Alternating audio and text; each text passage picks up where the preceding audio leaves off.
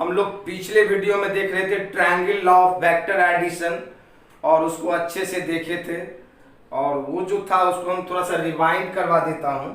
Triangle law में क्या था, ये एक वेक्टर ए था और ये वेक्टर इसके हेड से एक न्यू वेक्टर था बी, जो वेक्टर बी का जो टेल था वेक्टर ए के हेड पे कोइंसाइड कर रहा था और वेक्टर ए के टेल से बी के हेड को मिला देते थे, तो यही रिजल्टेंट वेक्टर होता था, जो होता था वेक्टर ए प्लस वेक्टर बी। जब इसका मॉडुलस लेते थे तो यही मेरा रिजल्ट आया था, कितना, root under A square plus B square plus 2ab cos theta. Here theta is the angle between vector A and B.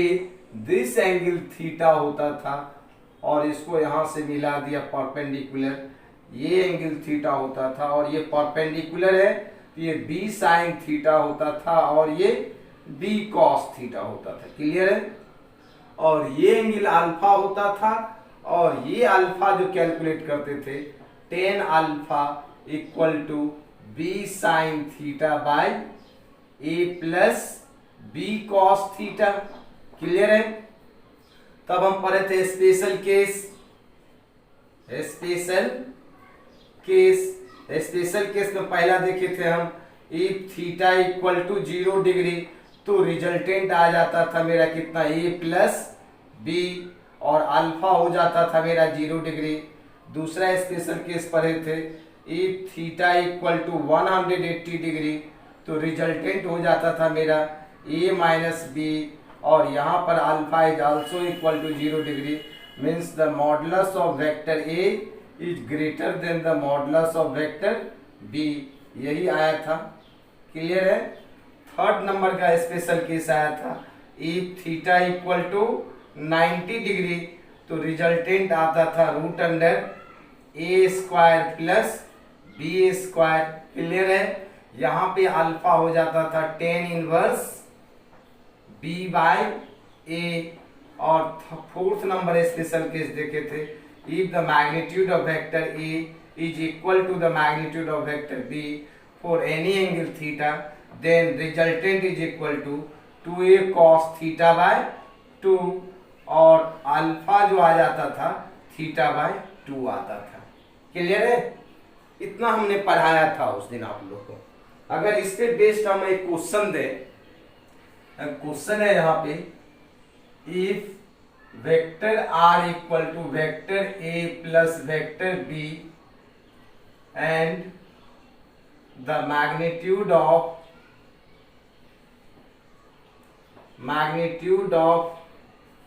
resultant vector is equal to the magnitude of A is equal to the magnitude of B, then find the angle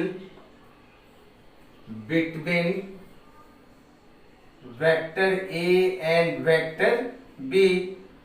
question है कि तीनों vector का magnitude क्या है, equal है, r का magnitude equal है ए का, इक्वल है बी का, तो कहता है दोनों वेक्टर के बीच का एंगल क्या होगा। इसको कैसे बनाएंगे देखते हैं, बनाते हैं। अगर हम इसको बनाए तो आप पढ़े हो resultant R square equal to A square plus B square plus 2ab cos theta. According to question R is equal to A is equal to B, सारा इक्वल है तो सबको आर स्क्वायर ही लिख दीजिए, R square plus 2 R square cos theta. यहाँ हो जाएगा R square equal to 2 R square common आ जाएगा 1 प्लस कॉस थीटा। इसको कट कर दिया, 1 प्लस कॉस थीटा का वैल्यू आ गया मेरा 1/2। So cos theta equal to 1/2 minus 1, this is equal to minus 1/2 and cos theta equal to minus 1/2 cos 120 degree में होता है, so theta equal to 120 degree. Means vector a और b के बीच का एंगल कितना डिग्री होगा, 120 डिग्री होगा। तो तीनों वेक्टर का मैग्नीट्यूड आपस में क्या होगा, सेम होगा। अगर इसको हम डायग्राम से देखें, यही वेक्टर ए था और यही वेक्टर बी था, ये वेक्टर ए था, और ये मेरा रिजल्टेंट वेक्टर था आर। क्लियर है? अगर सारे का मैग्नीट्यूड इक्वल होता है मीन्स ए का मैग्नीट्यूड अगर इक्वल होता है बी का मैग्नीट्यूड इक्वल होगा अगर आर का मैग्नीट्यूड मीन्स दोनों वेक्टर के बीच एंगल ये कितना है 120 डिग्री। क्लियर है? अब देखते इसमें अल्फा क्या होता, ये अल्फा हो जाता मेरा कितना डिग्री 60 डिग्री क्योंकि इक्विलैटरल ट्रायंगल बन रहा था। चले आगे नेक्स्ट क्वेश्चन लेते हैं। नेक्स्ट क्वेश्चन है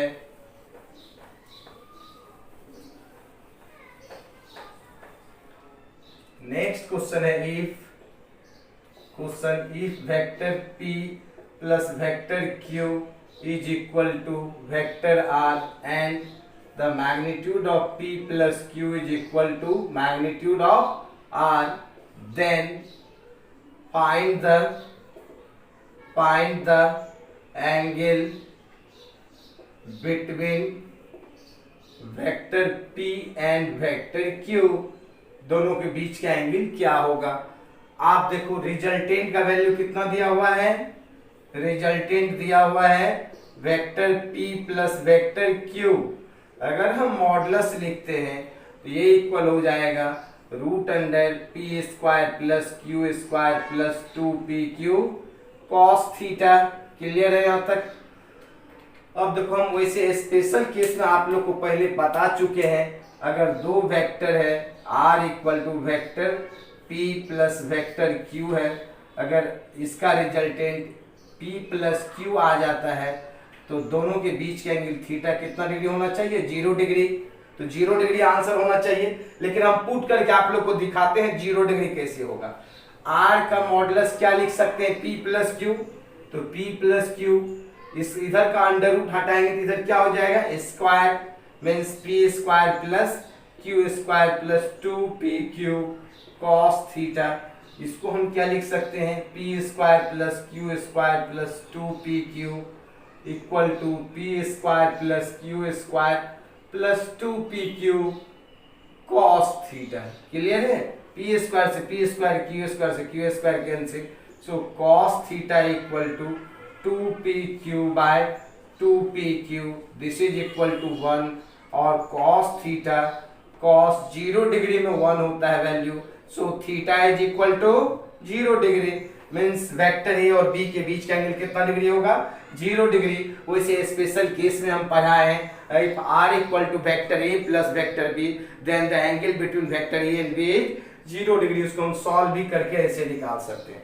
नेक्स्ट क्वेश्चन अगर हम दें आपको करने के लिए, नेक्स्ट क्वेश्चन है if vector p plus vector q equal to r and the magnitude of vector p minus q equal to r, then what is the angle between vector p and q। इसका answer कितना degree होना चाहिए 180 degree होना चाहिए। 180 का special case था r equal to a minus b. अब हम फॉर्मूले पे पुट करके देखते हैं, अगर हम फॉर्मूला पे पुट करते हैं तो आर स्क्वायर इक्वल टू ये हो जाएगा p square plus q square plus 2pq cos theta. अब यहाँ पे आप देखो कितना दिया हुआ है r का वैल्यू p माइनस q का whole square equal to p square plus q square plus 2pq cos theta. Clear है यहाँ तक? तो इसको हम लिख सकते हैं p square plus q square minus 2pq cos theta, not cos theta 2pq आएगा। क्लियर है? इधर हो जाएगा p square plus q square plus 2pq cos theta. p square से p स्क्वायर q स्क्वायर से q square cancel, so cos theta equal to minus 2pq by 2pq, इसका value आएगा -1 और cos theta equal to cos 180 degree में -1 होता है, so theta equal to 180 degree. Clear है? समझ में आ रहा है? लिखते चलेंगे। ठीक है, चलते हैं आगे नेक्स्ट क्वेश्चन देते हैं। नेक्स्ट क्वेश्चन क्या है, अगर हम नेक्स्ट क्वेश्चन दें आपको, next question if p plus q vector p plus vector q equal to r and p square plus q square equal to r square, then find the angle between vector a and b। और ये special case है theta कितना degree का 90 degree का। Check करके देखते हैं क्या आता है। हम देखे हैं r इक्वल टू मेरा कितना दिया हुआ, vector p plus vector q। अगर इसका मॉडुलस लिखते हैं तो क्या हो जाता है, root under p square plus q square plus 2pq cos theta. और p r का वैल्यू दिया हुआ p square plus q square, तो आर स्क्वायर अगर हम कर दें इसको, अंडर रूट को इधर कर दे तो ये हो जाएगा मेरा p square plus q square plus 2pq cos theta.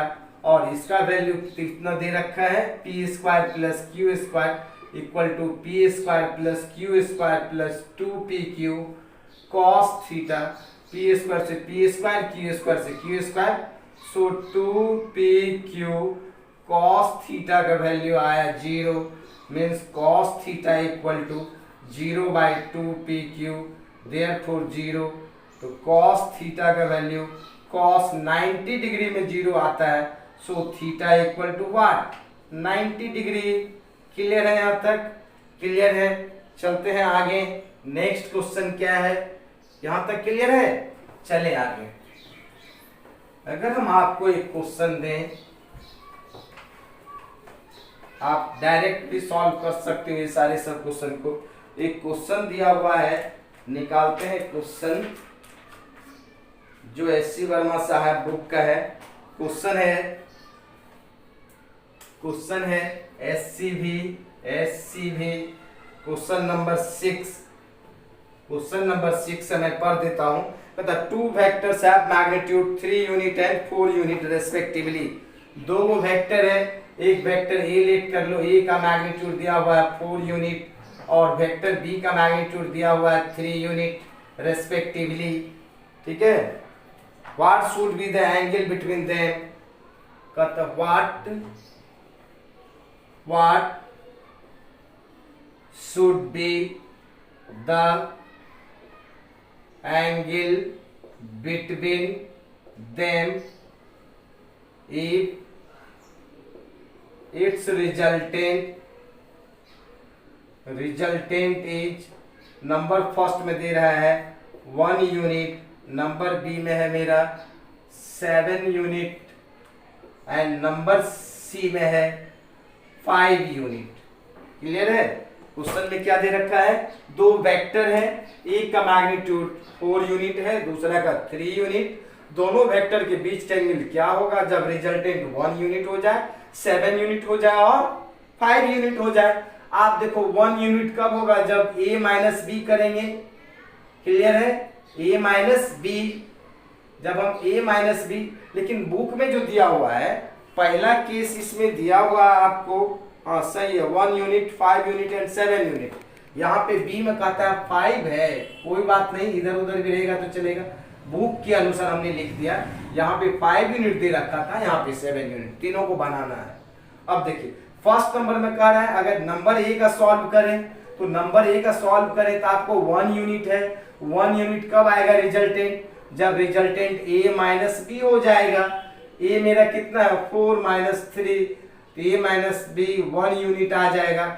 ए माइनस बी कब होता था, जब थीटा कितना डिग्री होता है 180 डिग्री।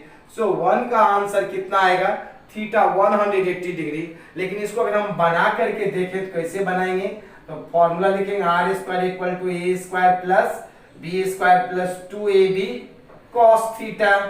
क्लियर है। अब रिजल्टेंट कितना दिया हुआ है 1 यूनिट, तो 1 का स्क्वायर इक्वल टू आर, ये दिया हुआ 4 जा 16, 3 3 जा 9 plus 2 into 4 into 3 cos theta. Clear है। अब 1 का स्क्वायर 1 ही होगा, ये 25 हो जाएगा, 16 और 9 ये 4 × 12 24, 24 कॉस थीटा आ जाएगा। इसको अगर हम इधर करेंगे तो -24 equal to 24 cos theta. So cos theta equal to -24/24 equal to -1। Cos theta का -1 वैल्यू होता है cos 180 degree, therefore theta equal to 180 degree. Clear है। आप स्पेशल केस में डायरेक्ट पढ़े हो, ऐसे भी बना सकते हो, नहीं तो ऐसे बना सकते हैं। नंबर बी का क्या कह रहा है, बी नंबर का जो क्वेश्चन है, बी में क्या कह रहे हैं, जब रिजल्टेंट कितना हो जाए 5 यूनिट। आप देखो 5 यूनिट कब होगा, जब हम कर दें r इक्वल टू 4 का स्क्वायर प्लस 3 का स्क्वायर का अंडर रूट, तो ये मेरा हो जाएगा 25 का अंडर रूट 5। ऐसा कब होता है थीटा 90 डिग्री पे होता है ऐसा। लेकिन हम बना करके चेक करते हैं कैसे होगा। हम बी नंबर को अगर हम बनाएं तो r square equal to A square plus B square plus 2ab cos theta लिखेंगे, और रिजल्टेंट यहाँ पे कितना दे रखा है 5 यूनिट, तो 5 5 जा 25 equal to 16 plus 9 plus 2 into 4 into 3 cos theta 25। ये भी मेरे दोनों को जोड़ेंगे तो 25 प्लस ये 24 कॉस थीटा आएगा। इसको इधर ले आएंगे तो 25 minus 25 equal to 24 cos theta, means 24 cos theta का value 25 minus 25 0, so cos theta equal to 0 by 24, therefore cos theta equal to 0, और कॉस थीटा 0 आता है कितना में, कॉस 90 डिग्री में 0 होता है, so theta is equal to 90 degree. Clear है? क्लियर है। अब अगर हम नंबर सी देखें, नंबर सी में कहता है कितना यूनिट हो जाना चाहिए 7 यूनिट। 7 यूनिट कब आएगा बताओ, जब 4 यूनिट प्लस 3 यूनिट को जोड़ देंगे, टोटल का सम कितना यूनिट आएगा 7 यूनिट। और 7 यूनिट अगर इस तरह का केस कब होता था, r equal to A plus B, और r equal to A plus b, theta कितना डिग्री पे आता है 0 डिग्री पे, तो उसमें आंसर 0 डिग्री होगा। और 0 डिग्री कैसे होगा उसको हम देखते हैं नंबर सी में, सी बना करके देखते हैं नंबर सी में 0 डिग्री कैसे होगा। ये r square equal to A square plus B square plus 2ab cos theta है। आर का वैल्यू कितना दिया हुआ है 7, 7 7 जा 49, 4 4 जा 16, 3 3 जा 9 प्लस ये 12 आता था कॉस थीटा 49 इक्वल टू ये 25 प्लस 12 कॉस थीटा। इसको इधर ले आएंगे तो 12 2 जा 24 आ जाएगा यहाँ पे, ठीक है, यहाँ पे 24 आएगा। इसको इधर ले आएंगे तो 49 minus 25 equal to 24 cos theta, so 24 cos theta equal to, इसको माइनस करेंगे तो 24 आएगा, therefore cos theta equal to 24 by 24 equal to 1 आएगा। सो कॉस थीटा का वैल्यू कॉस 0 डिग्री में 1 आता है, therefore theta equal to 0 degree. Clear है यहाँ तक? चले आगे, चलते हैं आगे। अब एक और स्टेटमेंट है ट्रायंगल लॉ का जो वेरी वेरी इंपॉर्टेंट स्टेटमेंट होता है, उससे भी क्वेश्चन आता है। एक स्टेटमेंट है फॉर इक्विलिब्रियम केस के लिए क्या होता है ट्रायंगल लॉ में ही हम देखते हैं। For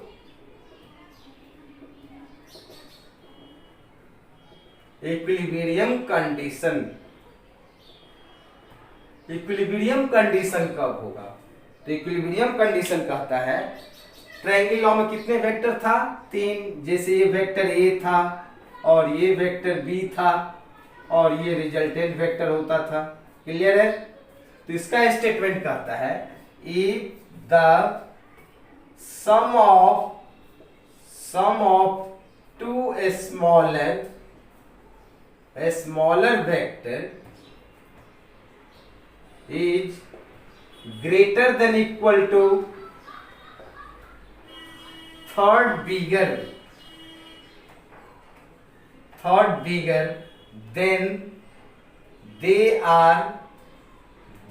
are in equilibrium। किसमें होगा तब ये इक्विलिब्रियम में होगा। क्लियर है? जैसे यहां पे एक क्वेश्चन देके ट्राई करवाता हूं। क्वेश्चन है if two vectors having magnitude 4 unit and 3 unit, then its resultant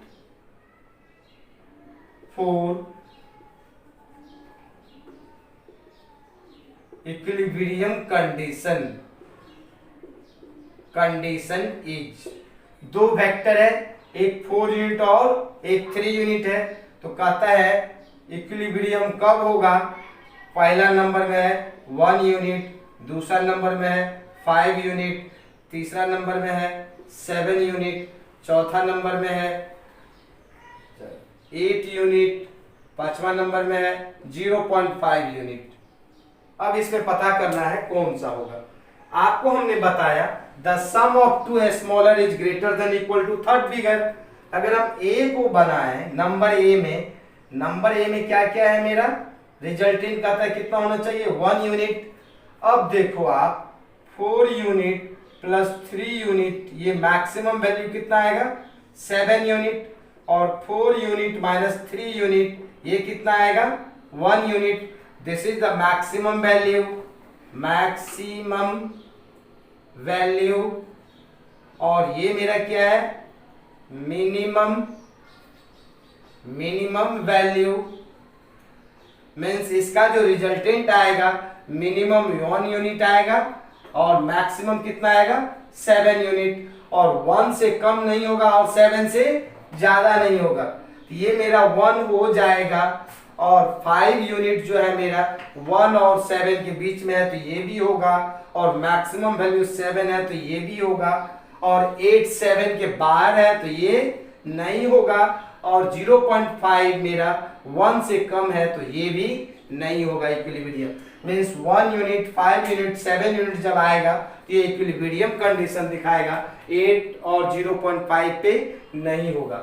अब आप अगर ये सब को एक साथ पेयर लगाते हैं, आप जरा देखें, आप देखिए जरा सा इसको, कंडीशन क्या है। हम कंडीशन बताए थे if the sum of two smaller vector is greater than equal to third figure. आप 4 यूनिट 3 यूनिट और 1 यूनिट में दो को स्मॉलर कौन है, दो को स्मॉलर है मेरा 3 और 1, 3 1 को ऐड करते हैं तो 4 की क्या है इक्वल है, इसलिए ये हो जाएगा। क्लियर है। अगर हम इसको इसके साथ करते हैं तो ये मेरा है, दो को स्मॉलर कौन है, आप देखो 4 यूनिट 3 यूनिट 5 यूनिट, तो 5 से ये दोनों क्या है स्मॉल है, तो 4 और 3 को जोड़ेंगे कितना आएगा 7 क्या है ग्रेटर है 5 से, क्या होना चाहिए कंडीशन क्या था greater than equal to third figure. ये मेरा 4 यूनिट 3 यूनिट और 5 यूनिट में थर्ड फिगर कौन है 5 यूनिट, और ये दोनों को जोड़ते हैं तो 4 3 का वैल्यू कितना आएगा 7 is greater then 5, so this choice is correct. अगर हम यहाँ पे आते हैं इसके पास, यहाँ पे दो को स्मॉलर को ऐड करेंगे, 4 3 और 7 है, और दो को स्मॉलर कौन है 4 और 3 मेरा किसके इक्वल है 7 के इक्वल है। कंडीशन क्या था sum of two smaller is greater than equal to third figure, तो 7 भी हो जाएगा। अगर हम इसको 8 के पास आते हैं तो 4 3 7 8 से क्या लेस है, होना चाहिए क्या ग्रेटर, इसीलिए नहीं होगा। अगर हम इसके पास आते हैं 0.5 के पास तो 3 और 0.5 मींस 3.5 यूनिट आएगा, and 3.5 unit is less than 4 unit, होना क्या चाहिए ग्रेटर देन इक्वल टू, ये भी नहीं होगा। क्लियर है। ट्रायंगल लॉ का स्टेटमेंट समझ में आ गया।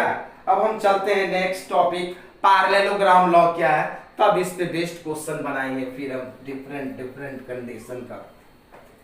फर्स्ट हमने पढ़ा ट्रायंगल लॉ में क्या था, if two vectors are represented by two regular sides of a triangle then third side will be its resultant but taken in reverse order. Clear है। अब हम देखते हैं आज दूसरा लॉ जो है वेक्टर एडिशन का, उसका नाम है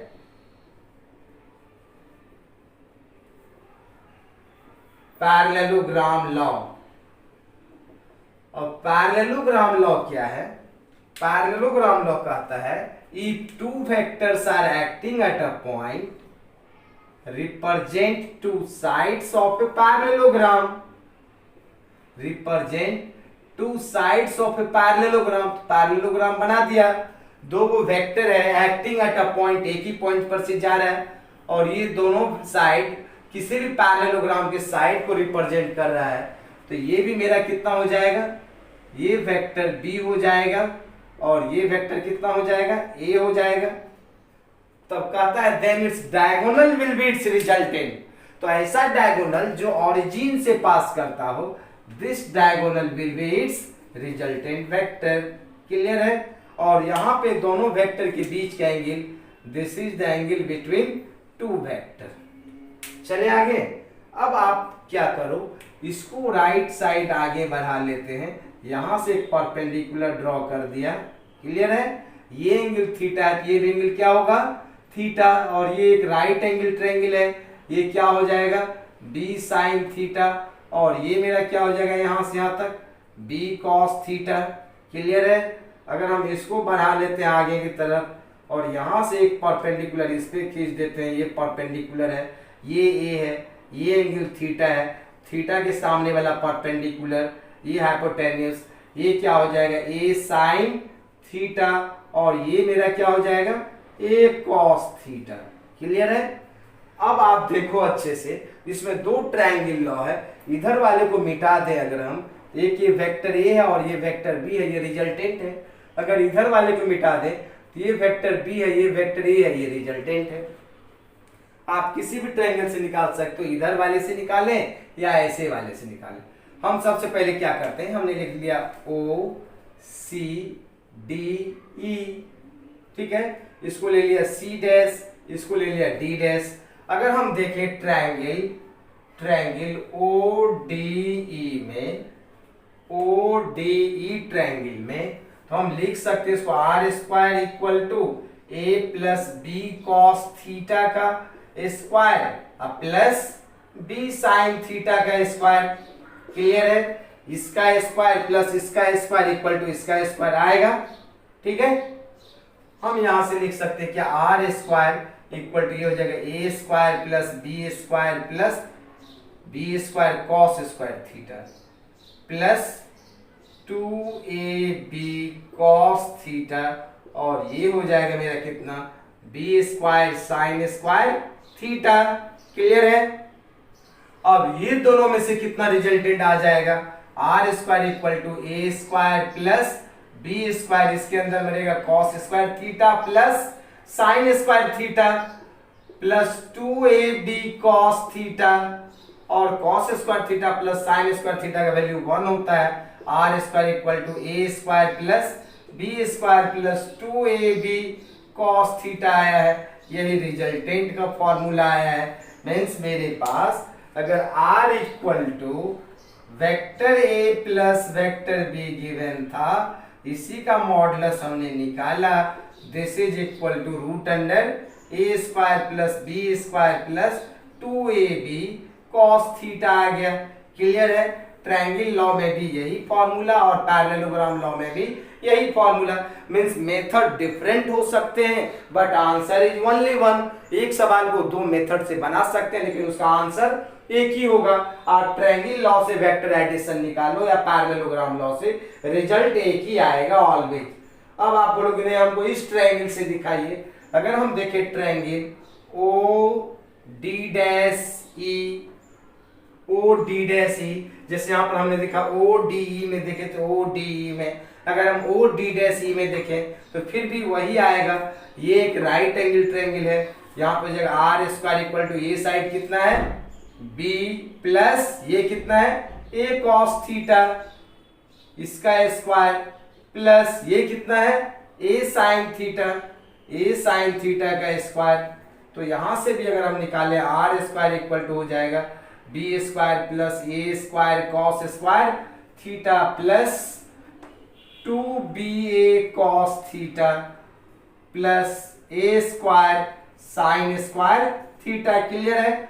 आर स्क्वायर इक्वल टू हो जाएगा बी स्क्वायर, ये दोनों में से ए स्क्वायर कॉमन आएगा, ए स्क्वायर यहां पर बचेगा cos square theta plus sine square theta और यहां पे जाएगा प्लस 2ba cos थीटा और इसका वैल्यू क्या होता है 1। So your result is r square equal to b square plus A square plus 2ba cos theta. आप इसको ऐसे भी लिख सकते हो r square equal to A square plus B square plus 2ab cos theta. आप देख रहे हो ये फॉर्मूला और ये फॉर्मूला दोनों सेम है। क्लियर है? यहाँ तक क्लियर है? तो देखते हैं दोनों सेम है तो हम यहाँ तक क्लियर है। मीन्स हमने रिजल्टेंट देखा कि यहाँ का वैल्यू जो आया था r equal to root under A square plus B square plus 2ab cos theta, और यहाँ का जो आया था यहाँ भी A square plus B square plus 2ab cos theta, दोनों में सेम आया था। अगर हम देखें यहाँ पे अब रिजल्टेंट वेक्टर का डायरेक्शन क्या होगा, रिजल्टेंट वेक्टर का जो डायरेक्शन होगा, रिजल्टेंट वेक्टर का डायरेक्शन हमने नेट कर लिया कि ये रिजल्टेंट वेक्टर वेक्टर ए से अल्फा एंगल बना रहा है और ये कितना बना रहा है, बीटा। तो अगर हम टेन अल्फा निकाले तो tan alpha equal to perpendicular, perpendicular कितना है, b sine theta by a plus B cos theta. ये भी फॉर्मूला बहुत इंपॉर्टेंट है। अगर हम बीटा कैलकुलेट करें तो टेन बीटा जो आएगा, बीटा दिस इज परपेंडिकुलर, ये परपेंडिकुलर कितना है, A sine theta by B plus A cos theta. ये दोनों क्लियर है? ये मेरा टेन अल्फा और टेन बीटा का वैल्यू आया है। क्लियर है? क्लियर है यहां तक? जब अब हम देखते हैं इसका स्पेशल केस क्या होगा। स्पेशल केस नंबर 1, अगर हम बोले theta equal to 0 degree, theta का वैल्यू अगर 0 डिग्री आता है तो पुट करते हैं value R square equal to A square plus B square plus 2ab cos 0 degree, cos 0 degree का value 1, so A square plus B square plus 2ab, इसको हम लिख सकते हैं R square equal to A plus B का whole square, so R equal to A plus b. जब theta 0 degree आएगा तो रिजल्टेंट मेरा ए प्लस बी होगा।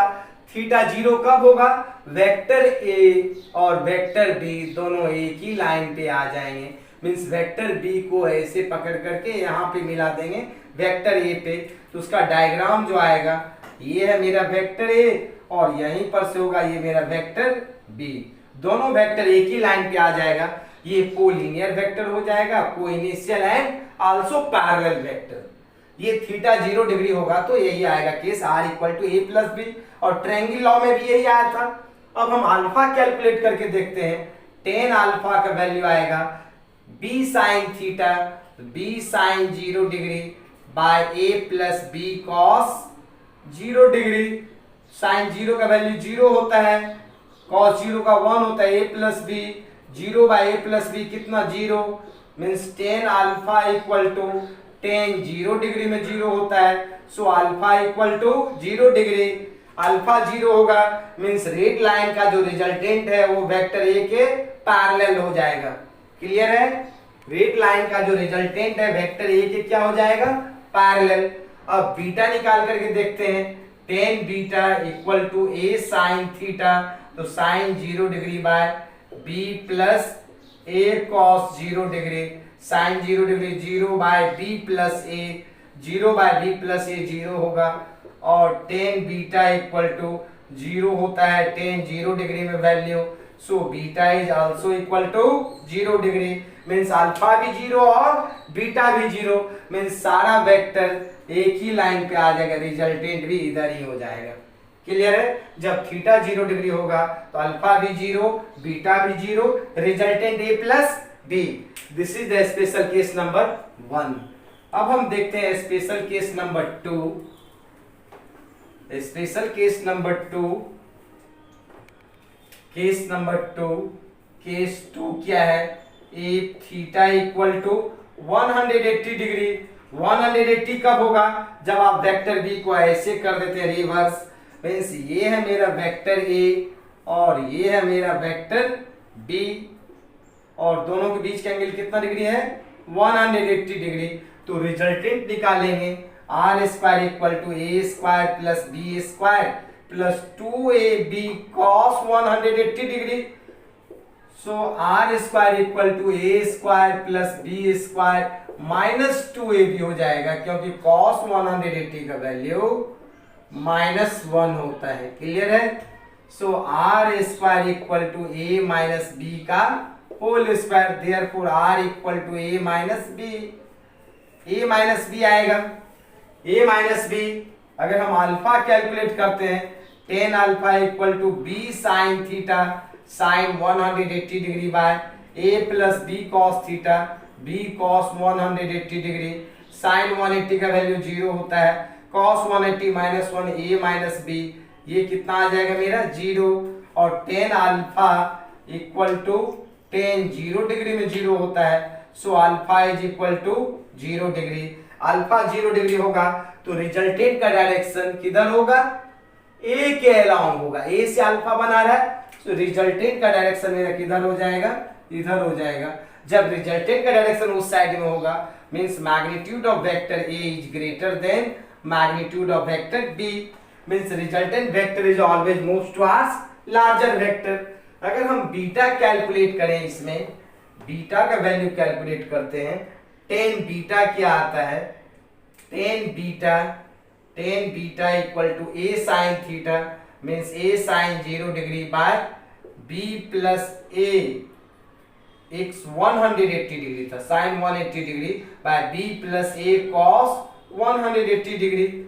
और ये मेरा साइन 180 0 होता है तो 0 बाय बी माइनस ए, ये 0 हो जाएगा means tan beta equal to 0 means tan beta equal to tan 0 degree में 0 होता है, therefore beta is equal to 0 degree.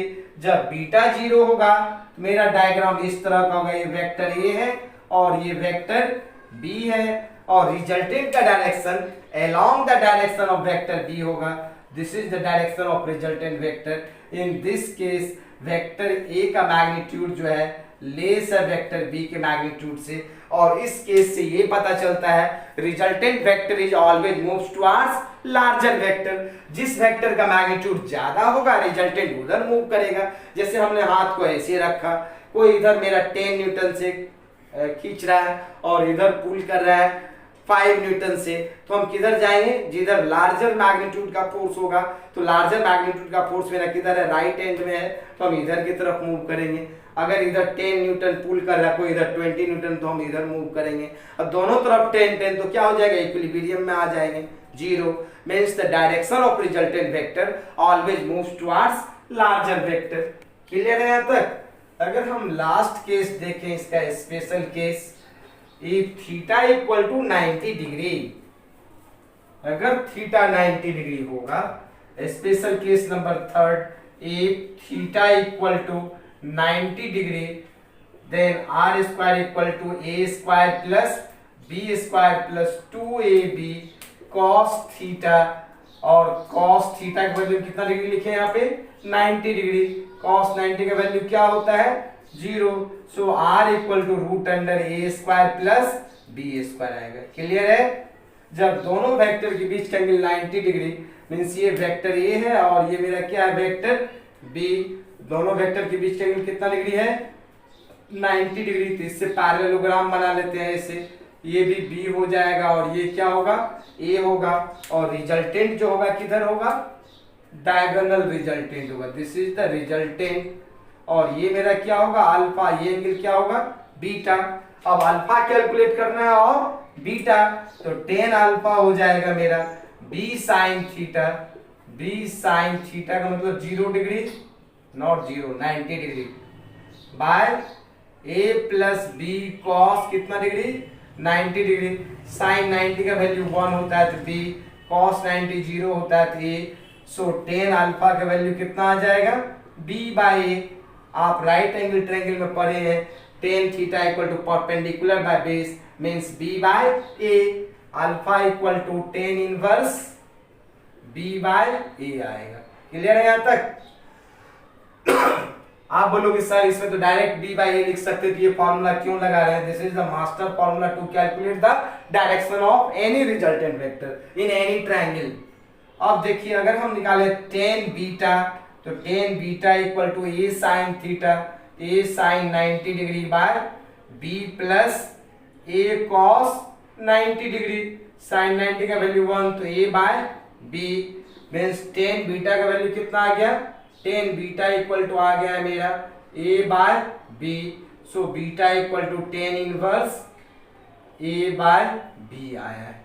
Clear है? आप यहां से भी निकाल सकते हो, tan beta equal to a by b आएगा। क्लियर है? यहां तक आप लोग इतना को अच्छे से देखोगे। इसका और एक दो स्पेशल केस है जो बताऊंगा मैं, और इस पे बेस्ट प्रॉब्लम लेके आऊंगा नेक्स्ट वीडियो में। तो आज के लिए इतना ही, बाय। अच्छे से पढ़ेंगे।